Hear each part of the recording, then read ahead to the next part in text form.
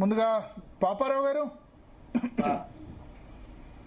Sir ఏమనిపిస్తుంది? నిన్న రాహుల్ గాంధీ ధర్నా, arrest, ఆ తర్వాత ఇవాళ అన్ని రాష్ట్రాల్లో బీజేపీ కాంగ్రెస్ గొడవ, ఇవన్నీ చూసిన తర్వాత ఏమనిపిస్తుంది?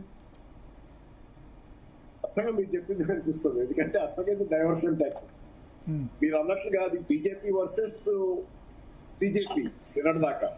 ఇవాళ బీజేపీ వర్సెస్ కాంగ్రెస్ గా చేయడానికి నిన్న సాయంత్రం నుంచి ఒక అలలాగా, ఒక కెరటం లాగా, ఒక సునామీ దీనిలాగా విరుచుకుపడిన టీజేపీ ప్రదర్శనలు, నిరసన పైన ఆ కొస మీద నుంచొని అల తల మీద నుంచొని కాంగ్రెస్ పార్టీ నిన్న 3 గంటల ధర్నాతో వీళ్ళు 30 రోజులుగానో ఇంకా పైనుంచి తీసుకొస్తున్న ఆందోళన హైజాక్ చేసి తీసుకెళ్తారని ట్రై చేసింది.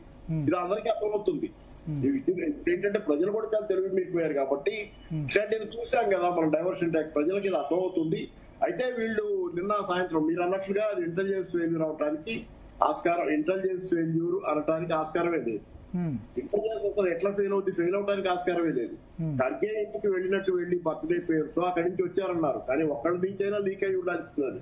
ఏ ఫోన్ కాల్ కానీ ఏదైనా కానీ సరే, ఏదైనా ఏంటంటే ఇది ఖచ్చితంగా కాంగ్రెస్ బీజేపీ కలిసి ఆడుతున్న నాటకం అని ఏదైతే అనిల్ కేజ్రీవాల్ అన్నాడో అది నేను కూడా 100% నమ్ముతున్నాను. ఇవాళ మార్నింగ్ కూడా నేను వేరే డిబేట్ లో కూడా ఇదే వాదన చేస్తూ వచ్చాను.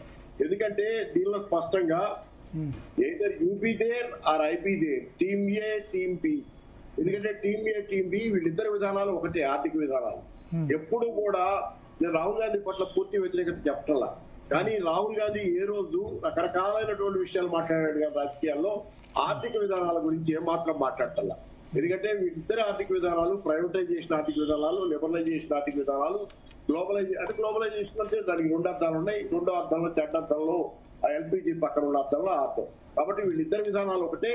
ఈ విధానాలే దేశంలో అసమానతలు పెంచి కార్పొరేట్లని, ధనవంతుల్ని పెంచి పోషించింది. కాబట్టి వాళ్ళకి వీళ్ళలో ఎవరో ఒకళ్ళు పరిపాలనలో ఉంటారు. బీజేపీ పోతే కాంగ్రెస్ ఉండాలి, కాంగ్రెస్ పోతే బీజేపీ ఉండాలి.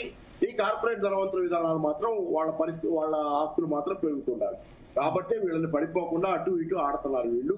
ఇది నిజం. రెండోది నేను చెప్తా, వీళ్ళు ఇందిరాగాంధీ విధానాలు అంటుంది కూడా నిజం కాదు.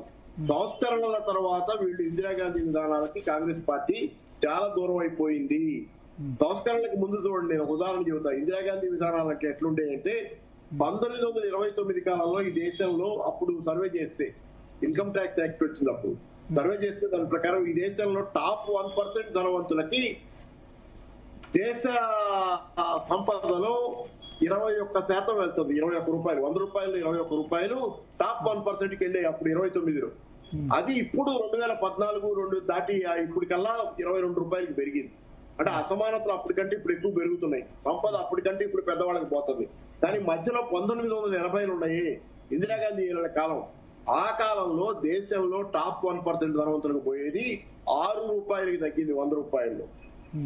బ్రహ్మాండంగా అసమానతల్ని left of centre politics of Indira Gandhi ఆ రోజు వేరు. వీళ్ళు ఇందిరాగాంధీ పేరు చెప్పుకొని అనుసరిస్తున్న విధానాలు మాత్రం కార్పొరేట్ ధనవంతుల అనుకూల ప్రయోజనాలు. కాబట్టి వాళ్ళు పోతే వీళ్ళు, వీళ్ళు పోతే వాళ్ళు ఉంటారు తప్పితే వాళ్ళని రానివ్వకూడదు అనే ప్రయత్నంలోనే ఈ పనులు చేస్తున్నారు. సిజేపీని పూర్వపక్షం చేయడం కోసం ఊళ్ళల్లో కొట్టుకుంటున్నట్టుగా ఏంటంటే, సరిగ్గా మీకు చెప్పారు కదా, మొత్తం అదే కదా. ఎన్నిసార్లు చెప్పినా ఒకటే కాదు. ఇక్కడ వాళ్ళు పోతే వీళ్ళు, వీళ్ళు పోతే వాళ్ళు ఉండాలి. Team A team B, Adani Ambani ఇట్లాంటి వాళ్ళ పనులన్నీ ఎక్కడికక్కడ సక్రమంగా సజావుగా జరిగిపోతుండాలి. జనానికి మాత్రం పోటీ చేయి ఉండాలి. ఓకే, ఎస్ సంగప్ప గారు, ఇప్పుడు 5 సంవత్సరాల్లో 3 సార్లు ఒక పేపర్ లీక్